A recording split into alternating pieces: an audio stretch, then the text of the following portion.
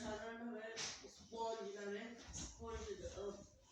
Porifera পর্বের প্রাণীরা সাধারণত স্পঞ্জ নামে পরিচিত।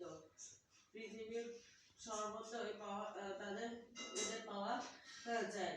এদের অধিকাংশ প্রজাতি সামুদ্রিক, তবে কিছু কিছু প্রাণী স্বাদু পানিতে বাস করে। এরা সাধারণত দলবদ্ধ হয়ে বাস করে। পরিফেরা পর্বের প্রাণীরা সাধারণত স্পঞ্জ নামে পরিচিত। পৃথিবীর সর্বত্র এদের পাওয়া যায়। এদের অধিকাংশ প্রজাতি সামুদ্রিক, তবে কিছু কিছু প্রাণী স্বাদু পানিতে